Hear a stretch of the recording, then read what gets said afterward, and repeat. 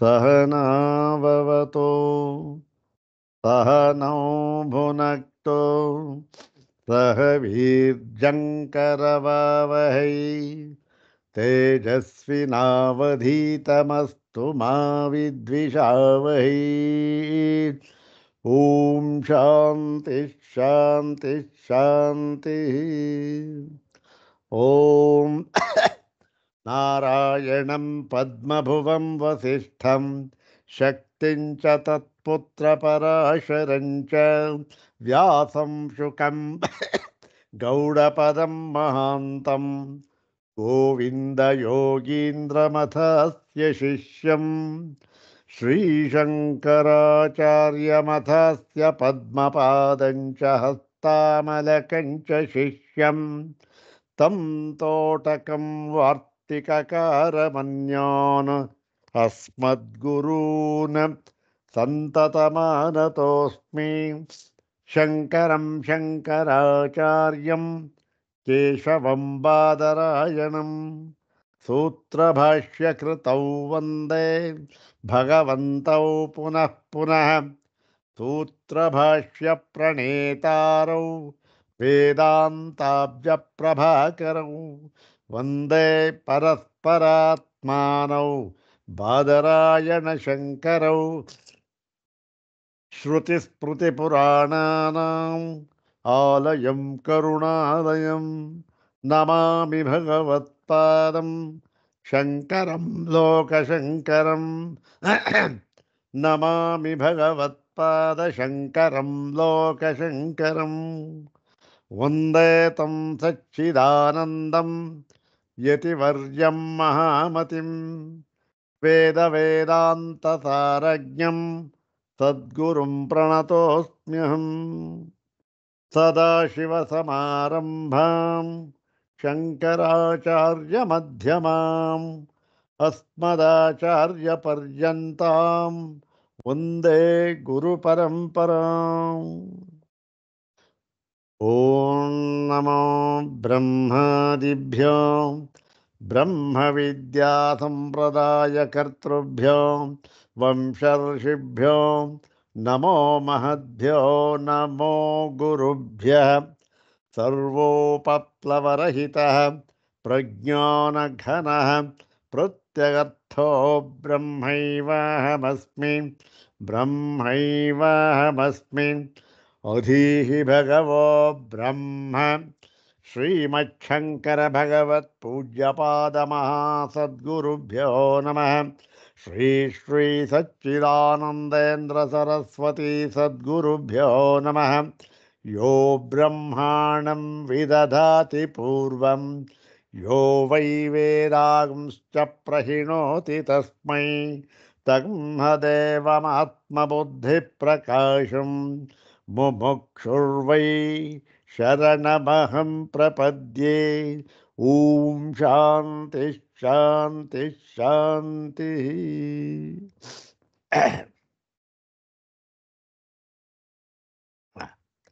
अग्रे उपस्थितेभ्यः भवद्भ्यः सर्वेभ्यो जिज्ञासुभ्यः हार्दान् प्रणामान् समर्पयामि। ब्रह्मसूत्र शांकर भाष्ये द्वितीयाध्याये तृतीये पादे सप्तभिः सूत्रैरुपनिबद्धेऽस्मिन् प्रथमे वियदधिकरणे तानि सर्वाणि तत्र उपनिबद्धानि सप्तसूत्राणि एकवारं पठित्वा अनन्तरं तत्रैव उपनिबद्धं प्रकृतं प्रकृतं प्रकृतं तृतीयं सूत्रं प्रकृतं तृतीयं सूत्रं इदानीं विचारयामः। तत्सूत्रं पादादितोपि तृतीयं सूत्रमेव। तत्सूत्रं द्विवारं पठित्वा सूत्रं तद्भाष्यभागं च यथामति विचारयामः। सर्वाग्रे शङ्करभगवत्पूज्यपादानां प्रशस्तिश्लोकमेकं पठित्वा तेषां पादारविन्दयोः शिरसा प्रणिपत्य अनुग्रहं च प्राप्य प्रकृतं तृतीयं सूत्रं तद्भाष्यभागं च यथामति विचारयामः। ॐ नमस्तस्मै भगवते शङ्कराचार्यरूपिणे ಯೇನ ವೇದಾಂತ ವಿದ್ಯೇಯಂ ಉದ್ಧೃತ ವೇದಸಾಗರಾತ್. ಓಂ ನಮಸ್ತಸ್ಮೈ ಭಗವತೆ ಶಂಕರಾಚಾರ್ಯರೂಪಿಣೆ ಯೇನ ವೇದಾಂತ ವಿದ್ಯೇಯಂ ಉದ್ಧೃತ ವೇದಸಾಗರಾತ್.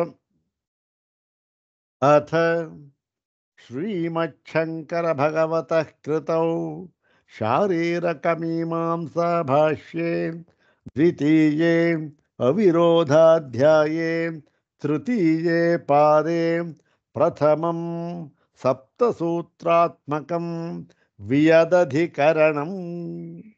ಓಂ ನ ವಿಯದಶ್ರುತೇಃ ಓಂ ಅಸ್ತಿತು ಓಂ ಗೌಣ್ಯಸಂಭವಾತ್ ಓಂ ಶಬ್ದಾಚ್ಚ ಓಂ ಸ್ಯಾಚ್ಚೈಕಸ್ಯ ಬ್ರಹ್ಮಶಬ್ದವತ್ ಓಂ ಪ್ರತಿಜ್ಞಾಃ ನಿರವ್ಯತಿರೇಕಾತ್ ಶಬ್ದೇಭ್ಯಃ ಓಂ ಯಾವದ್ವಿಕಾರಂತು ವಿಭಾಗೋ ಲೋಕವತ್. ಏತಾನಿ ತತ್ರೈವ ಉಪನಿಬದ್ಧಾನಿ ಸಪ್ತಸೂತ್ರಾಣಿ ಇದಾನೀಂ ಪ್ರಕೃತಂ ಸೂತ್ರಂ ವಿಚಾರ್ಯತೆ. ಓಂ ಪ್ರಕೃತಂ ತೃತೀಯಂ ಸೂತ್ರಮಿದಂ. ಓಂ ಗೌಣ್ಯಸಂಭವಾತ್ ಓಂ ಗೌಣ್ಯಸಂಭವಾತ್. ಇದು ಈ ಅಧಿಕರಣದಲ್ಲಿ ವಿಯದಧಿಕರಣದಲ್ಲಿ ಮೂರನೆಯ ಸೂತ್ರ. ಇಲ್ಲಿ ಏನನ್ನು ವಿಚಾರ ಮಾಡ್ತಾ ಇದ್ದಾರೆ? ಹಿಂದೆ ಯಾವ ಒಂದು ಪ್ರಮಾಣವನ್ನು ಹೇಳಿ ನೋಡಿ, ನಿಮ್ಮ ಎಲ್ಲ ಸಿದ್ಧಾಂತಗಳಲ್ಲಿಯೂ ಕೂಡ ವಿರೋಧ, ಪರಸ್ಪರ ವಿರೋಧ, ರಾಗ ದ್ವೇಷ ಅನ್ನುವುದು ಕಾಣ್ತಾ ಇದೆ. ನಮ್ಮ ವೇದಾಂತ ಶಾಸ್ತ್ರದಲ್ಲಿ ಆ ತರಹ ಇಲ್ಲ. ಏನು ವಿರೋಧವಿಲ್ಲವೇ ಇಲ್ಲ, ಎಲ್ಲಕ್ಕೂ ಕೂಡ ಏಕವಾಕ್ಯತೆ ಅಂತಕ್ಕಂಥದ್ದು ಇದೆ. ಆದ್ದರಿಂದ ಏನಾಗಿದೆ? ರಾಗವೂ ಇಲ್ಲ, ದ್ವೇಷವೂ ಇಲ್ಲ ಯಾರ ಮೇಲೆ. ಹೀಗೆ ಆದ್ದರಿಂದ ವೇದಾಂತ ಶಾಸ್ತ್ರವು ಆದರಣೀಯ ಅಂತ ಹೇಳಿದರು.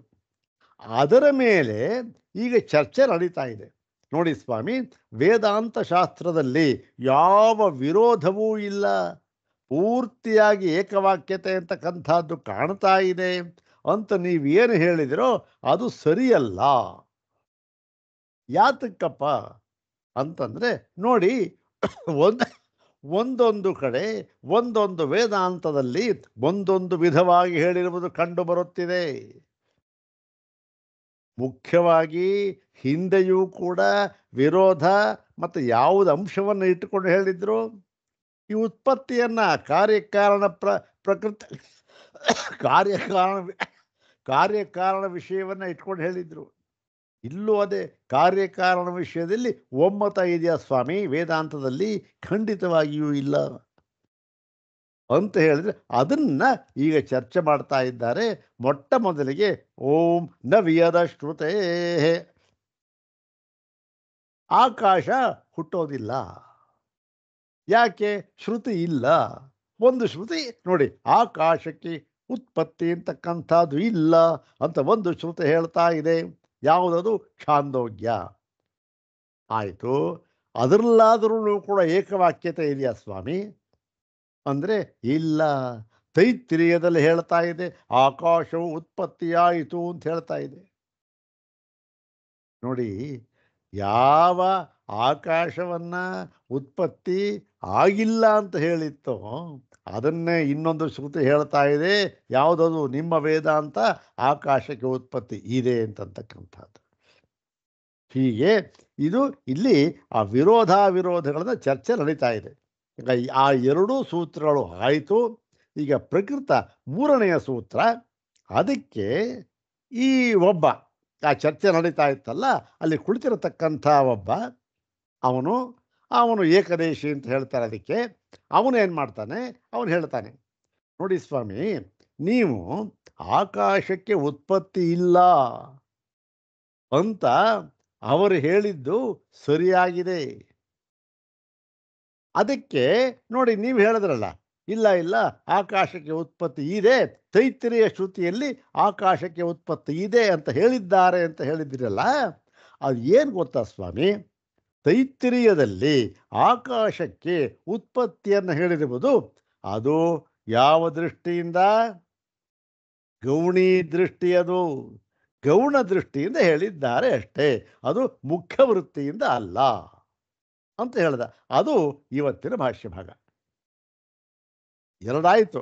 ಒಂದರಲ್ಲಿ ಇಲ್ಲ ಅಂತ ಹೇಳಿದ್ದ, ಇನ್ನೊಂದು ಶ್ರುತಿಯಲ್ಲಿ ಉತ್ಪತ್ತಿ ಇದೆ ಅಂತ ಹೇಳಿತ್ತು.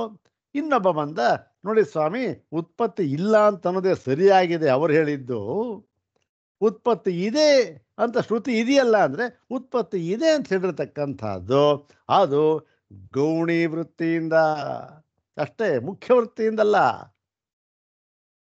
ಹಾಗಾಗಿ ಏನು, ಆಕಾಶಕ್ಕೆ ಉತ್ಪತ್ತಿ ಇಲ್ಲ ಅಂತಂತ ಅವರು ಹೇಳಿದ್ದೇ ಸರಿಯಾಗಿದೆ ಅಂತ ಒಬ್ಬ ಹೇಳ್ದ. ಅದನ್ನು ಇವತ್ತಿನ ಭಾಗ. ಅದು ಇವತ್ತಿನ ಭಾಗ ಅರ್ಥವಾಯ್ತಲ್ಲ. ಈಗ ಆ ಸೂತ್ರ ಪದವಿ ಭಾಗ ಅನ್ವಯ ಅರ್ಥ ನೋಡೋಣ. ಓಂ ಗೌಣ್ಯ ಸಂಭವಾತ್, ಓಂ ಗೌಣ್ಯ ಸಂಭವಾತ್. ಗೌಣಿ ಅಸಂಭವಾತ್. ಗೌಣಿ ಗೌಣಿ ಅಂತಕ್ಕಂಥದ್ದು ಯಾವುದು? ಸ್ತ್ರೀಲಿಂಗ. ಅದ್ಯಾವುದು? ವಿಶೇಷಣ. ಅದಕ್ಕೆ ವಿಶೇಷವಾದಿದ್ಯಾ ಹೇಗಿರಬೇಕು? ಅದು ಕೂಡ ಸ್ತ್ರೀಲಿಂಗದಲ್ಲೇ ಇರಬೇಕು, ಏಕವಚನದಲ್ಲಿಯೇ ಇರಬೇಕು. ಹಾಗಾಗಿ ನಾವೇನನ್ನು ಸೇರಿಸ್ಕೊಳ್ಬೇಕದು? ಗೌಣಿ ಅಂತನ್ಬಿಟ್ಟು ಉತ್ಪತ್ತಿ ಶ್ರುತಿ ಆಕಾಶಸ್ಯ. ಆಕಾಶಸ್ಯ ಉತ್ಪತ್ತಿ ಶ್ರುತಿ ಅದು ಸ್ತ್ರೀಲಿಂಗ ಗೌಣಿ. ಆಕಾಶಕ್ಕೆ ಉತ್ಪತ್ತಿಯನ್ನು ಹೇಳಿದ್ದಾರಲ್ಲ ಶ್ರುತಿಗಳಲ್ಲಿ, ಅದು ಏನಾಗಿದೆ? ಅದು ಗೌಣ ಅರ್ಥದಲ್ಲಿ ಹೇಳಿದ್ದಾರೆ ಸ್ವಾಮಿ ಅಷ್ಟೇ ಅಂತ. ಏನಪ್ಪ ಗೌಣಾರ್ಥದಲ್ಲಿ ಹೇಗೆ ಹೇಳ್ಬಿಟ್ರು? ಸುಮ್ಮನೆ ಗೌಣಾರ್ಥದಲ್ಲಿ ಹೇಳ್ಬಿಡೋಕ್ಕಾಗತ್ತಾ ಅಂದರೆ, ಇಲ್ಲ ಸ್ವಾಮಿ, ಆಕಾಶಕ್ಕೆ ಹುಟ್ಟು ಇದೆ ಅಂತ ಹೇಳುವುದು ನೋಡಿ ಅಸಂಭವ, ಅದು ಹೊಂದೋದೇ ಇಲ್ಲ.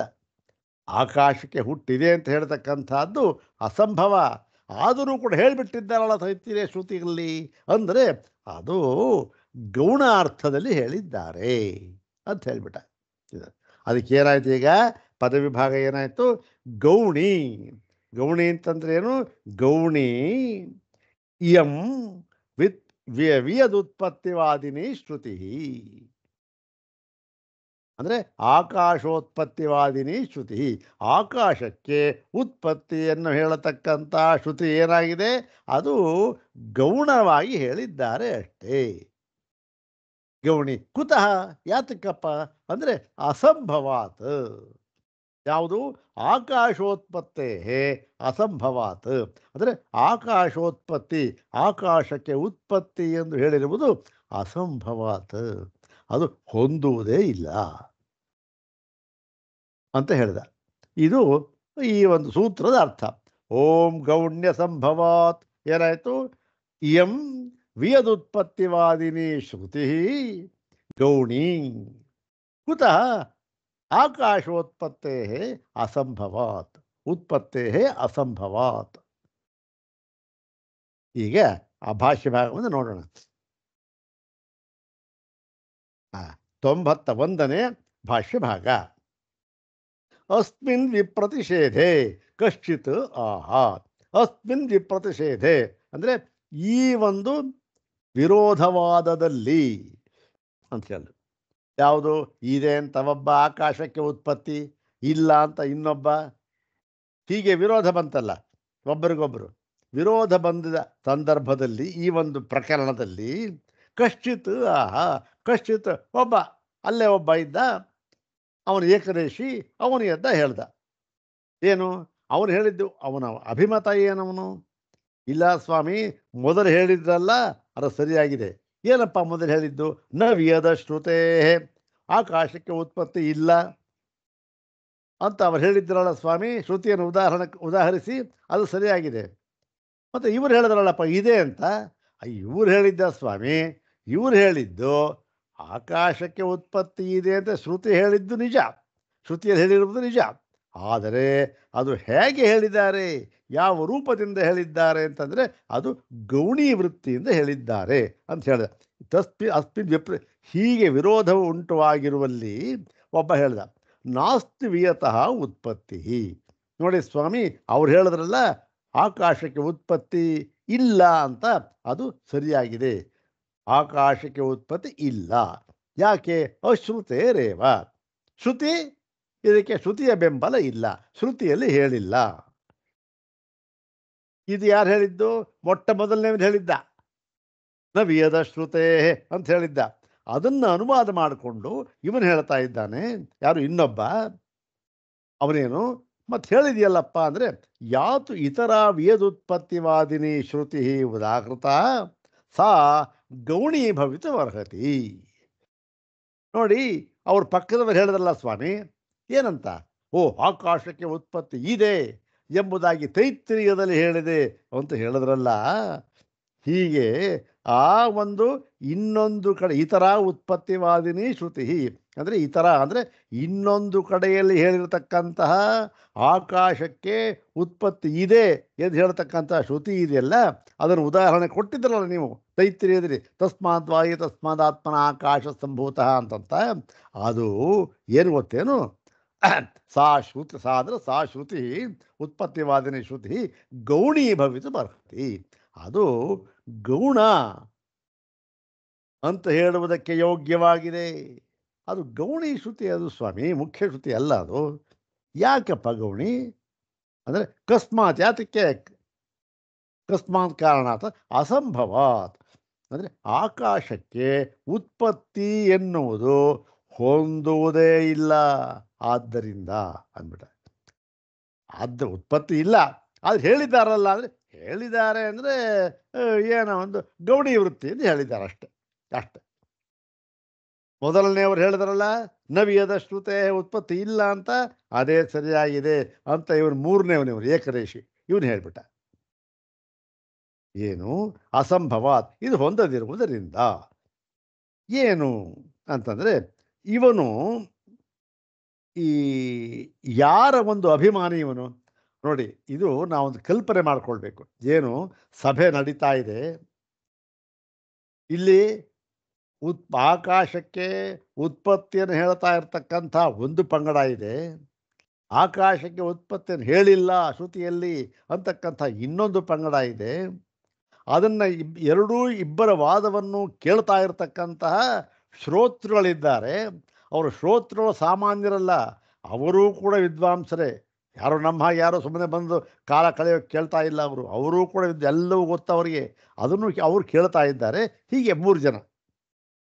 ಅದರಲ್ಲಿ ಏನಾಗಿದೆ, ಒಬ್ಬ ಹೇಳಿದ್ನಲ್ಲ ಮೂರನೇವನು, ಅವನು ಯಾರವನು? ಆ 3ನೇ ಗುಂಪಿದೆಯಲ್ಲ, ಅಲ್ಲಿ ಬೇಕಾದಷ್ಟು ಜನ ಇದ್ದಾರೆ. ಬೇಕಾದಷ್ಟು ಜನ ಯಾರು? ಸಾಂಖ್ಯರಿದ್ದಾರೆ, ವೈಶೇಷಿಕರಿದ್ದಾರೆ, ನೈಯಾಯಿಕರಿದ್ದಾರೆ, ಜೈನ, ಬೌದ್ಧ ಎಲ್ಲ ಇದ್ದಾರೆ. ಎಲ್ಲರೂ ಅವ್ರು ಕೇಳ್ತಾ ಇದ್ದಾರೆ ಇವ್ರ ವಾದವನ್ನು. ಅದರಲ್ಲಿ ಒಬ್ಬ ಎದ್ದ ಅಂತ ಹೇಳಿದ್ವಲ್ಲ ಈಗ, 3ನೇವನು. ಅವನು ಯಾರು? ಯಾವ ಅಭಿಮಾನಿ ಅಂತಂದರೆ, ಅವನು ವೈಶೇಷಿಕ ಮತದ ಅಭಿಮಾನಿ. ಅವನು ವೈಶೇಷಿಕ ಮತವನ್ನು ಒಪ್ಕೊಳ್ತಕ್ಕಂಥ ಅವನು ಎದ್ದು ಈತ ಹೇಳ್ತಾ ಇದ್ದಾನೆ, ಓ ಸ್ವಾಮಿ, ಅದು ಗೌಣ ಸ್ವಾಮಿಯ ಶ್ರುತಿ ಅಂತ. ಯಾತಕ್ಕಪ್ಪ ಅಂದರೆ, ಅವನ ಸಿದ್ಧಾಂತ ವೈಶೇಷಿಕ ಸಿದ್ಧಾಂತ ಹೇಳ್ಬಿಟ್ಟ. ಸಿದ್ಧಾಂತ ಏನು ಹೇಳಿಲ್ಲ, ವೈಶೇಷಿಕರ ಒಂದು ವಾದವನ್ನು ಹೇಳ್ದ. ಏನು ಹೇಳ್ದ ಅವನು? ನೋಡಿ, ನಹಿ ಆಕಾಶಸ್ಯ ಉತ್ಪತ್ತಿ ಸಂಭಾವಯಿತು ಶಕ್ಯ ಶ್ರೀಮತ್ ಕಳಭುಗಭಿಪ್ರಾಯಾನುಸಾರಿಷು ಜೀವತ್ಸು. ನೋಡಿ, ಅಂಥ ಒಂದು ಬಹಳ ಏನು ಈ ವಾಕ್ಯ ನೋಡಿದ್ರೆ ಅಷ್ಟೊಂದು ಶಕ್ತಿ ಇಲ್ಲ ಅಂತ ತೋರುತ್ತೆ. ಆದರೂ ಕೂಡ ಅತ್ಯಂತ ಶಕ್ತಿಯುತವಾದ ವಾಕ್ಯ ಇದು. ಆ 3ನೇವನು ಹೇಗೆ ಹೇಳ್ದ ಗೊತ್ತೇ? ಅವನು ಎದ್ದುಬಿಟ್ಟು ಬಹಳ ಧೈರ್ಯದಿಂದ ಕರಾರವಾಕ್ಕಾಗಿ ಹೇಳ್ದ. ಏನಂತ? ನೋಡಿ ಸ್ವಾಮಿ, ಆಕಾಶಕ್ಕೆ ನೀವು ಉತ್ಪತ್ತಿಯನ್ನು ಹೇಳಲು ಸಾಧ್ಯವೇ ಇಲ್ಲ. ಯಾಕಪ್ಪ ಸಾಧ್ಯ ಇಲ್ಲ ಅಂದರೆ, ಸಾಧ್ಯವೇ ಇಲ್ಲ. ಯಾಕೆ ಅಂತಂದರೆ, ಈ ಒಂದು ವೈಶೇಷಿಕರು ಕಣಭುಜರು, ಕಣಭುಜ ಅಂದರೆ ವೈಶೇಷಿಕರು, ಕಣಭುಕ್ ಅಂತಂತ, ಕಾಣಭುಜರು ಅಂದರೆ ಅವರು ಕಣವನ್ನು ತಿಂತಕ್ಕಂಥ ಅವರು ಅಂತಕ್ಕಂತೆ. ಕಣ ಆಟಮ್ ಅಂತಿದೆಯಲ್ಲ, ಅಣುವಾದಿಗಳವರು. ಕಣಭುಕ್ ಅಂತ ಅವರಿಗೆ ವೈಶೇಷಿಕರು. ಈ ವೈಶೇಷಿಕರು ಎಲ್ಲಿಯವರೆಗೆ ಬದುಕಿದ್ದಾರೋ ಅಲ್ಲಿಯವರೆಗೂ ಕೂಡ ಈ ಆಕಾಶಕ್ಕೆ ಉತ್ಪತ್ತಿಯನ್ನು ಹೇಳುವುದು ಸಾಧ್ಯವೇ ಇಲ್ಲ ನೀವು ಅಂದ್ಬಿಟ್ಟ ಅವನು. ನೋಡಿ ಎಂಥ ಮಾತಿದು. ಎಲ್ಲಿ ಅಂದ್ರೇನು? ವೈಶೇಷಿಕರು ಬದುಕಿರುವವರೆಗೆ ನೀವು ಆಕಾಶಕ್ಕೆ ಉತ್ಪತ್ತಿಯನ್ನು ಹೇಳುವುದು ಸಾಧ್ಯವೇ ಇಲ್ಲ. ಯಾಕೆ? ವೈಶೇಷಿಕರವಾದ ಅದು ಉತ್ಪತ್ತಿ ಇಲ್ಲ. ಯಾಕೆ ಅಂತ ಹೇಳಿದ್ರು. ನಾವು ವೈಶೇಷಿಕ ದರ್ಶನವನ್ನು ನೋಡಿದ್ದೇವೆ, ಹೌದು ತಾನೆ? ಸ್ವಲ್ಪ ಜ್ಞಾಪಕಕ್ಕೆ ತಂದ್ಕೊಳ್ಳಿ. ಏನು ವೈಶೇಷಿಕರು? ಅವರು ಏನನ್ನು ಒಪ್ಪಿದ್ದಾರೆ? ಅವರು ಪಂಚಮಹಾಭೂತಗಳಲ್ಲಿ ಕೇವಲ 4 ತತ್ವವನ್ನು ಮಾತ್ರ ಪರಮಾಣುವನ್ನಾಗಿ ಒಪ್ಪಿದ್ದಾರೆ. 4 ಪರಮಾಣುಗಳು ಒಪ್ಪಿರ್ತಕ್ಕಂಥದ್ದು ಆಕಾಶವನ್ನು ಒಪ್ಪಿಲ್ಲ. ಹೌದು ತಾನೆ? ಹಿಂದೆ ನಾವು ನೋಡಿದ್ವಲ್ಲ, 4 ಪರಮಾಣು ಆಕಾಶ ಬಿಟ್ಬಿಟ್ಟಿದ್ದಾರೆ. ಪೃಥ್ವಿ, ಅಪ್ಪು, ತೇಜಸ್ಸು, ವಾಯು ಅಷ್ಟೇ. ಆಕಾಶ ಇಲ್ಲ ಅವರಿಗೆ. 4 ಪರಮಾಣು, ಅದರ ಸಂಯೋಜನೆ ಆಯಿತು, ಹಾಗೆ ಹೀಗೆ ಆಯಿತು, ಮಾಲಿಕ್ಯೂಲ್ ಆಯಿತು, ಅದು ಪ್ರಪಂಚ ಉತ್ಪತ್ತಿ ಆಯಿತು ಅಂತ ಅವರ ವಾದ. ಆಕಾಶಕ್ಕೆ ಉತ್ಪತ್ತಿಯನ್ನು ಹೇಳೇ ಇಲ್ಲ. ಆದ್ದರಿಂದ ಇವನು ಹೇಳದ, ನೋಡಿ ಸ್ವಾಮಿ, ಎಲ್ಲಿಯವರೆಗೆ ವೈಶೇಷಿಕರು ಅಂದರೆ ವೈಶೇಷಿಕ ಸಿದ್ಧಾಂತವು ಜೀವಂತವಾಗಿ ಇರುತ್ತದೆಯೋ ಅಲ್ಲಿಯವರೆಗೂ ಕೂಡ ನೀವು ಆಕಾಶಕ್ಕೆ ಉತ್ಪತ್ತಿಯನ್ನು ಹೇಳತಕ್ಕಂಥದ್ದು ಸಾಧ್ಯವೇ ಇಲ್ಲ. ಹಾಗಾಗಿ ನಾವು ವೈಶೇಷಿಕರು ಕೇವಲ 4 ಮೂಲಭೂತವಾದ ಒಂದು ವಸ್ತುವನ್ನು ಹೇಳಿದ್ದೇವೆ. ಅದೇ ಮೂಲಭೂತವಾದ ಪರಮಾಣು, ಅದೇ ಪೃಥ್ವಿ, ಅಪ್ಪು, ತೇಜಸ್ಸು, ವಾಯು. ಆಕಾಶವನ್ನು ಹೇಳಿಲ್ಲ. ಅಲ್ಲಿಗೇನಾಯಿತು? ಎಲ್ಲಿಯವರೆಗೆ ನಾವು ಬದುಕಿರ್ತೇವೆಯೋ ಅಲ್ಲಿಯವರೆಗೂ ಕೂಡ ನೀವು ಉತ್ಪತ್ತಿಯನ್ನು ಹೇಳುವುದಕ್ಕೆ ಸಾಧ್ಯವಿಲ್ಲ ಆಕಾಶಕ್ಕೆ. ಯಾಕೆ? ನಮ್ಮ ವಾದ ಅಷ್ಟು ಸಮರ್ಥವಾಗಿದೆ ಅಂದ್ಬಿಟ್ಟ. ಆವಾಗ ತೇಹಿ ಅವರು ಸ್ವಲ್ಪ ಅನುಮಾನ ಮಾಡ್ತಾ ಇದ್ದಾರೆ ಅಷ್ಟೇ, ಒಂಚೂರು, ಸ್ವಲ್ಪ, ಪೂರ್ತಿಯಾಗಲ್ಲ, ಎಲ್ಲೋ ಒಂದು ಸ್ವಲ್ಪ ಸಿದ್ಧಾಂತ. ತೇಹಿ ಕಾರಣ ಸಾಮಗ್ರಿ ಅಸಂಭವಾತ್ ಆಕಾಶಸ್ಯ ಉತ್ಪತ್ತಿ ವಾರಯಂತಿ. ಅವರ ಸಿದ್ಧಾಂತ ಅದು. ಇದು ನೋಡಿ, ಹಿಂದೆ ನಾವು ಆ ವೈಶೇಷಿಕ ಮಹದೀರ್ಘವದ್ವಾ ಹ್ರಸ್ವ ಪರಿಮಂಡಲಾಭ್ಯಾಂ ಅಲ್ಲಿಂದ ಹಿಡಿದು 7 ಸೂತ್ರಗಳಲ್ಲಿ ನಾವು ಓದಿದ್ದೇವೆ, ಹೌದು ತಾನೆ? ಅದನ್ನು ವಿಸ್ತಾರವಾಗಿ ಇಲ್ಲಿ ಬಹಳ ಸಂಕ್ಷೇಪವಾಗಿ ಹೇಳ್ತಾ ಇದ್ದಾರೆ. ಏನು ನೋಡಿ ಸ್ವಾಮಿ, ವೈಶೇಷಿಕರು ಹೇಳ್ತಕ್ಕಂಥದ್ದು ಏನು? ವೈಶೇಷಿಕರಂತಲ್ಲ, ಸ್ವಲ್ಪ ಲೋಕಜ್ಞಾನ ಇರ್ತಕ್ಕಂಥವ್ರು ತಾನೇ ವೈಶೇಷಿಕರು ಬಿಟ್ಟಾಕಿ. ಏನು ಹೇಳ್ತಾರೆ ಅಂದರೆ, ಯಾವುದಕ್ಕೆ ಕಾರಣ ಸಾಮಗ್ರಿ ಅಂತಲ್ಲ ಇಲ್ಲವೋ ಅದು ಏನಾಗುತ್ತೆ, ಅದರಿಂದ ಯಾವ ಕಾರ್ಯ ಅಂತಕ್ಕಂಥದ್ದು ಆಗುವುದೇ ಇಲ್ಲ. ಅಂದ್ರೇನು? ಮಡಕೆ ಅಂತ ಆಗಬೇಕಾದರೆ ಕಾರಣ ಸಾಮಗ್ರಿ ಏನಿರಬೇಕು? ಮಣ್ಣು ಅಂತಕ್ಕಂಥದ್ದು ಇರಬೇಕು. ಮಣ್ಣು ಅಂತಕ್ಕಂಥದ್ದು ಇದ್ದರೆ ಆಗೋದಿಲ್ಲ. ಅದಕ್ಕೇನಿರಬೇಕು? ಅದಕ್ಕೊಂದು ರಾಟ ಇರಬೇಕು, ಚಕ್ರ ಇರಬೇಕು, ಆಮೇಲಿಂದ ಕೋಲಿರಬೇಕು ತಿರುಗಿಸೋದಕ್ಕೆ ಆ ಚಕ್ರವನ್ನು, ಮತ್ತು ನೀರಿರಬೇಕು, ಮತ್ತೆ ಕುಂಬಾರ ಇರಬೇಕು. ಇಷ್ಟೋ ಇದ್ದದ್ದು. ಇದನ್ನು ಅವರು 2 ವಿಭಾಗವನ್ನಾಗಿ ವಿಂಗಡಿಸುತ್ತಾರೆ. ಯಾರು? ವೈಶೇಷಿಕರು. ಇಷ್ಟೂ ಕಾರಣ ತಾನೆ, ಬರೀ ಮಣ್ಣು ಕಾರಣ ಅಲ್ಲ. ಮಡಕೆ ಆಗಬೇಕಾದ್ರೆ ಮಣ್ಣಲ್ಲ, ಇಷ್ಟೂ ಕಾರಣಗಳು. ಇಲ್ಲೇನು? ಯಾವುದು ಒಂದಿಲ್ಲದೆ ಹೋಗ್ಬಿಟ್ರೂ ಕೂಡ ಅದು ಆಗೋದಿಲ್ಲ. ಮತ್ತೆ ಇಷ್ಟೂ ಇದ್ದು ಇನ್ನೊಂದನ್ನು ಹೇಳ್ತಾರೆ. ಏನು ಅದು? ಎಲ್ಲ ಇತ್ತಪ್ಪ. ಏನು? ಕುಂಬಾರ ಇದ್ದ, ಮಣ್ಣಿತ್ತು, ನೀರಿತ್ತು, ಚಕ್ರ ಇತ್ತು, ಕೋಲಿತ್ತು, ಎಲ್ಲವೂ ಇತ್ತು. ಎಲ್ಲವೂ ಇದ್ರೆ ಮಡಕೆ ಆಗೋಯ್ತಾ? ಆಗಲಿಲ್ಲ. ಏನು? ಚಕ್ರವು ಜೋರಾಗಿ ತಿರುಗಬೇಕು ಅಷ್ಟೇ. ಅದು ಮುಖ್ಯ. ಅಂದ್ರೇನು? ಶಕ್ತಿ ಬೇಕು. ಇಷ್ಟೆಲ್ಲ ಇದ್ದರೆ ಮಡಕೆ ಅಂತ ಒಂದು ಪದಾರ್ಥ ಆಗುತ್ತೆ.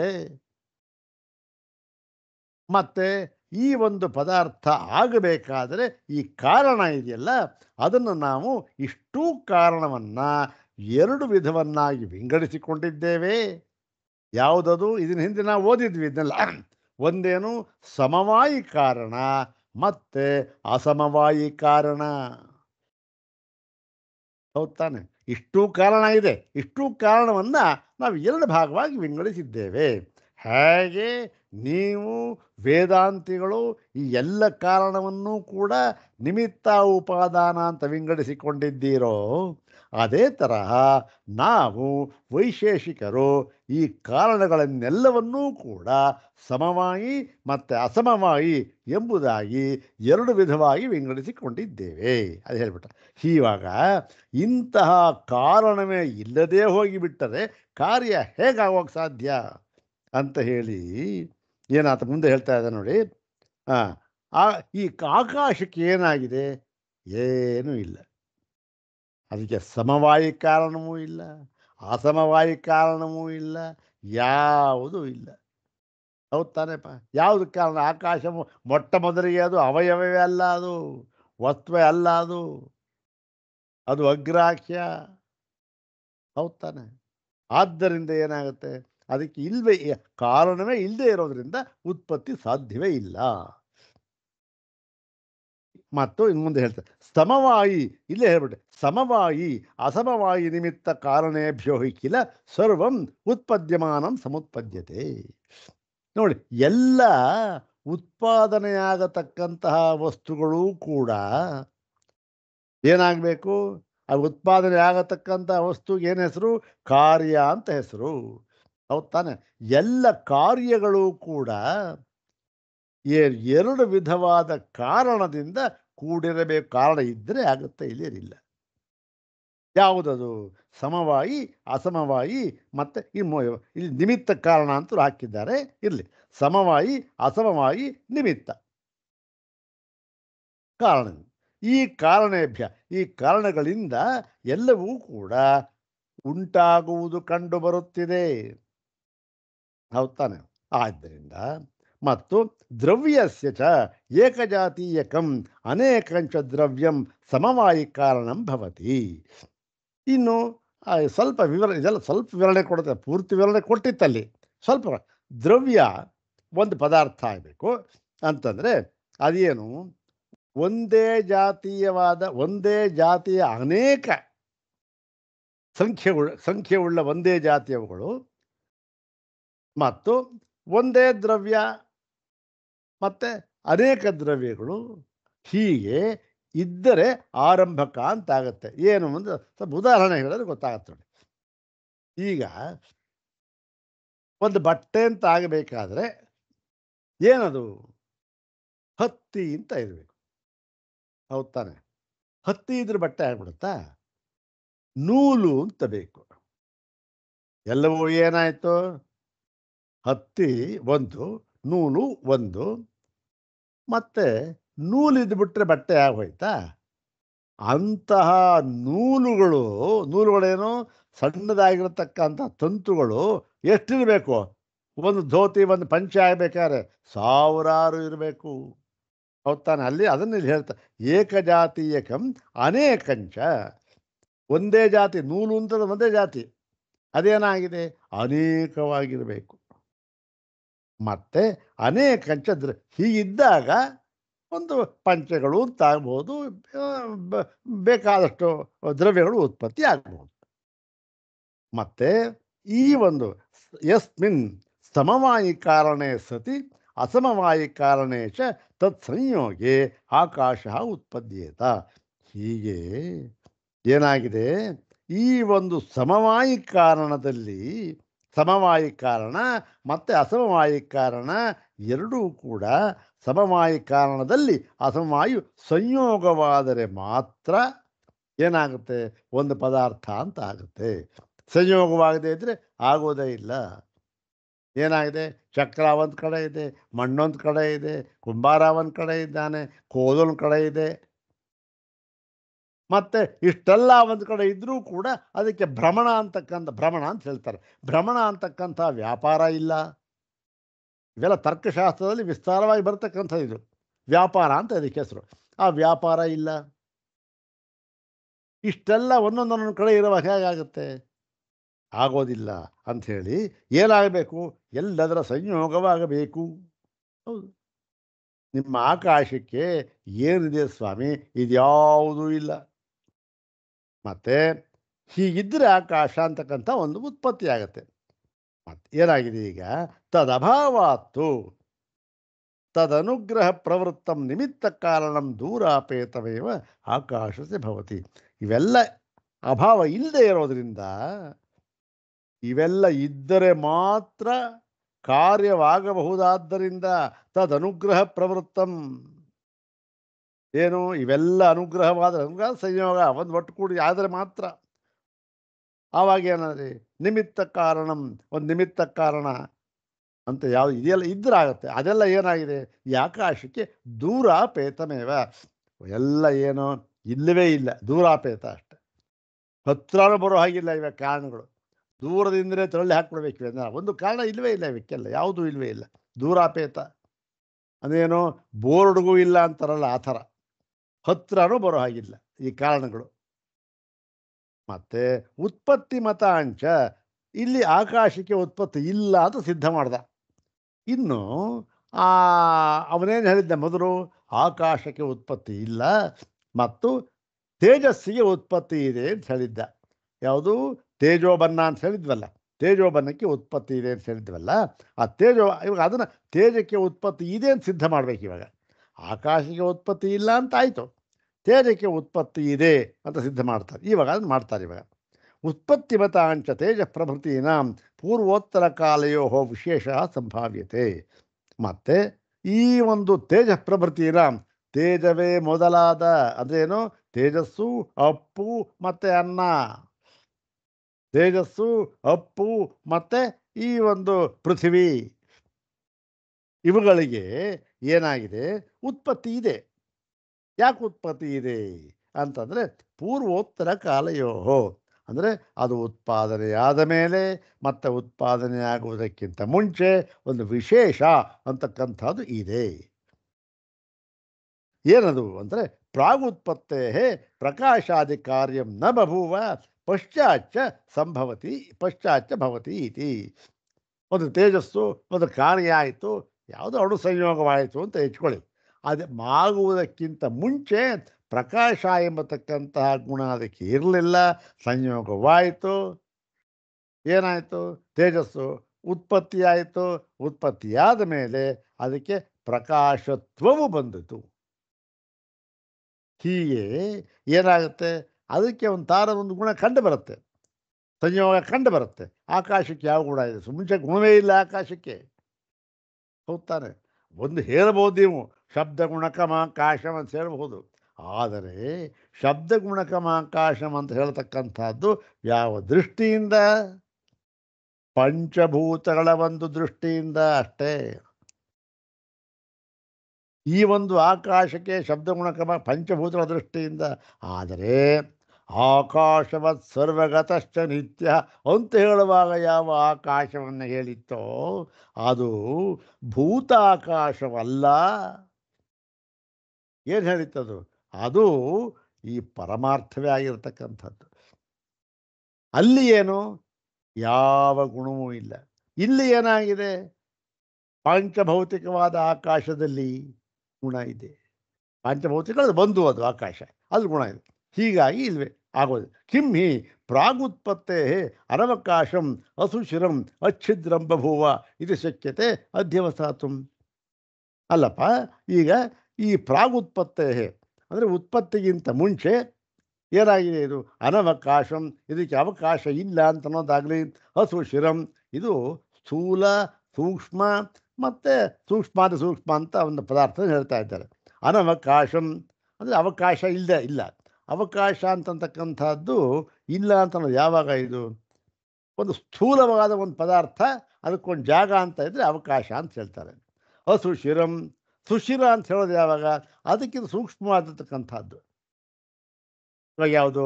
ಗಾಳಿ ಅಂತ ಇಟ್ಕೊಳ್ಳಿ. ಗಾಳಿ ಈ ಪೃಥ್ವಿಗಿಂತ ಸ್ವಲ್ಪ ಸೂಕ್ಷ್ಮವಾಗಿದೆ, ಹೌದು ತಾನೆ? ಈ ಗಾಳಿಗೆ ಒಂದು ಅವಕಾಶವನ್ನು ಒದಗಿಸುತ್ತಲ್ಲ, ಅದಕ್ಕೆ ಸುಶಿರ ಅಂತ ಹೆಸರು.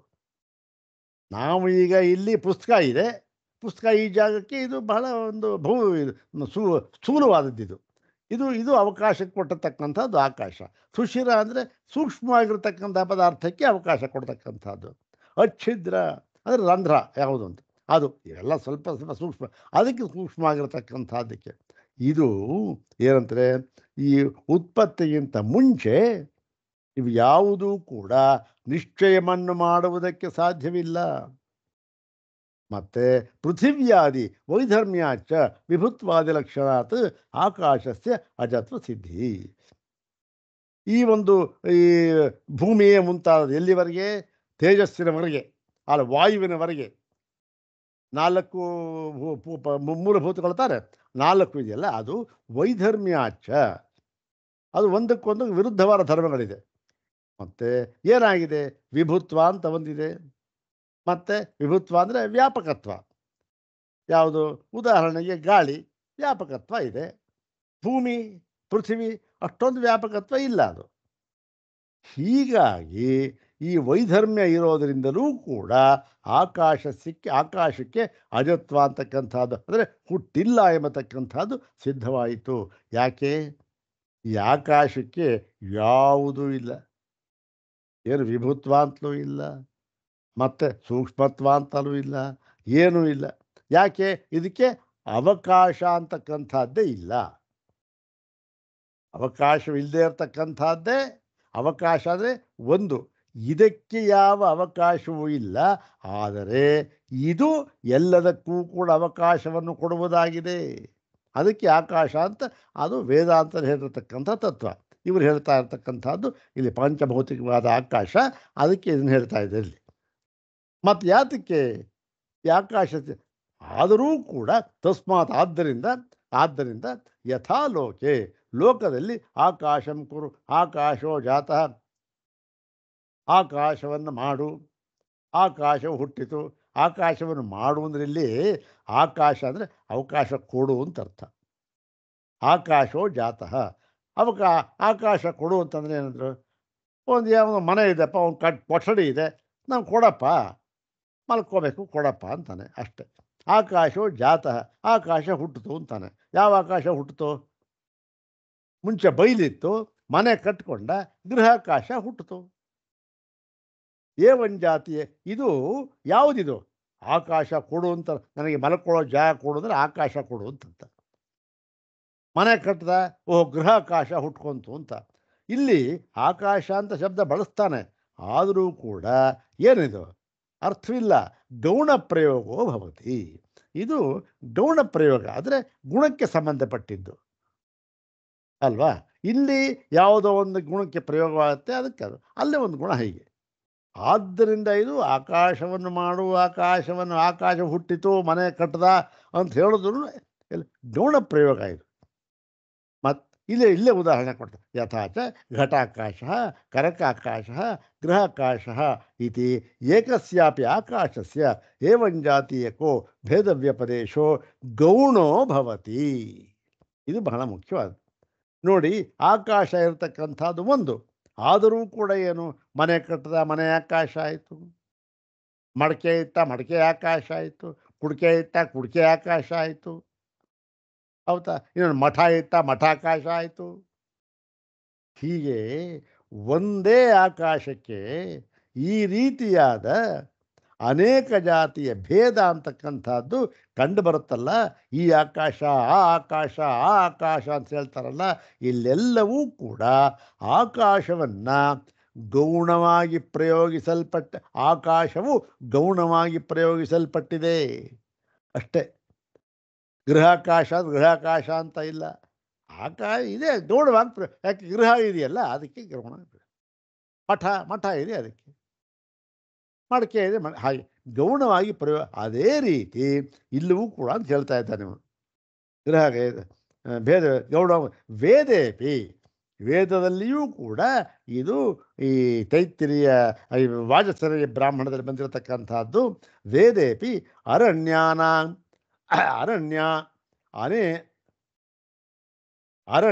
ಅನಾಕಾಶೇಶ್ವ ಅಲಭೇರನ್, ಅರಣ್ಯ ಅನಾಕಾಶೇಶು ಅಲಭೇರನ್, ಕ್ಷಮಿಸಬೇಕು, ಅರಣ್ಯ ಅನಾಕಾಶೇಶು ಅಲಭೇರನ್. ಅಂತಕ್ಕಂಥದ್ದು. ಏವಂ ಉತ್ಪತ್ತಿ ಶ್ರುತಿರಪಿ, ಇದೇ ರೀತಿ ಉತ್ಪತ್ತಿ ಶ್ರುತಿಯೂ ಕೂಡ ಗೌಣ. ಅಂದರೆ ಏನಿಲ್ಲಿ ವೇದ ಏನು ಈ ಆರಣ್ಯ ಅಂದರೆ ಅರಣ್ಯದಲ್ಲಿ ವಾಸವಾಗಿರತಕ್ಕಂತಹ ಈ ಹಿಂಸಾದಿ ಪ್ರಾಣಿಗಳನ್ನು ಅಂತ ಅರ್ಥ ಆರಣ್ಯ. ಅದನ್ನು ಆಕಾಶದಲ್ಲಿ ಅದನ್ನೇನು ಮಾಡಬೇಕು, ಅದನ್ನು ನಿಗ್ರಹ ಮಾಡಬೇಕು, ಹನನ ಮಾಡಬೇಕು ಅಂತಕ್ಕಂಥ ವಾಕ್ಯ ಇದೆ. ಆಕಾಶೇಶು, ಆಕಾಶಗಳಲ್ಲಿ ಅಲಭೇರನ್, ಅದನ್ನು ಈ ನಾಶ ಮಾಡಬೇಕು, ಅದನ್ನು ಕೊಲ್ಲಬೇಕು ಅಂತ ಮಾಡೋಂಥ ಇದೆ. ಯಾವುದನ್ನು? ಆ ಅರಣ್ಯದಲ್ಲಿ ಇರತಕ್ಕಂಥ ಹಿಂಸ್ರ ಪಶುವನ್ನು ಆಕಾಶಗಳಲ್ಲಿ ನಾವು ಅದರ ನಿಗ್ರಹ ಮಾಡಬೇಕು ಅಂತಕ್ಕಂಥ ಇದೆ. ಇವೆಲ್ಲ ಏನು ಅಂದರೆ ಇಲ್ಲಿ ಆಕಾಶೇಶು ಅಂತಕ್ಕಂಥದ್ದು ಗೌಣಿ ವೃತ್ತಿಯಿಂದ. ಅದೇ ರೀತಿ ಇಲ್ಲೂ ಕೂಡ ಆಕಾಶ ಉತ್ಪತ್ತಿ ಆಯಿತು ಅಂತಂದರೆ ಆಕಾಶವನ್ನು ಈ ಗೌಣವನ್ನಾಗಿ ಇಲ್ಲಿ ಹೇಳಿ ಅದಕ್ಕೆ ಉತ್ಪತ್ತಿಯನ್ನು ಹೇಳಿದೆ ಅಷ್ಟೇ ಹೊರತು ಅದಕ್ಕೆ ಮುಖ್ಯವಾದ ಅರ್ಥವನ್ನು ನೀವು ಕೊಡಬೇಕಾದ್ದಿಲ್ಲ. ಆದ್ದರಿಂದ ನೋಡಿ, ಮೊದಲನೇವರು ಹೇಳಿದ್ರಲ್ಲ ಆಕಾಶಕ್ಕೆ ಉತ್ಪತ್ತಿ ಇಲ್ಲ ಅಂತ, ಅದೇ ಸರಿಯಾಗಿದೆ ಅಂತ. ಇವನೊಬ್ಬ ಏಕರೇಶಿ ಮುಂದೆ ಕೂತಿದ್ದಾನೆ, ಸಭಿಕ, ಇವನು ಸಭೆ ನಡೀತಾ ಇದೆ, ವಾಕ್ಯಾರ್ಥ ವಾದ ಮಾಡ್ತಾ ಇದ್ದಾರೆ. ಮುಂದೆ ಕೂತಿದ್ದವನೊಬ್ಬ, ಅವನು ಯಾರವನು? ಅವನೊಬ್ಬ ವೈಶೇಷಿಕ ಅಭಿಮಾನಿ. ಅವನು ಹೇಳ್ಬಿಟ್ಟ, ನಾವಿರೋವರೆಗೆ ಸ್ವಾಮಿ ವೈಶೇಷಿಕರು, ನೀವು ಆಕಾಶಕ್ಕೆ ಉತ್ಪತ್ತಿಯನ್ನು ಹೇಳೋದಕ್ಕೆ ಸಾಧ್ಯವಿಲ್ಲ ಅಂದ್ಬಿಟ್ಟ. ಅದು ಇವತ್ತಿನ ವಾಕ್ಯಭಾಗ. ಮುಂದಿನ ಭಾಗವನ್ನು ನಾಳೆ ನೋಡೋಣ. ಓಂ ಶಾಂತಿ ಶಾಂತಿ ಶಾಂತಿ. ಓಂ ತತ್ಸತ್.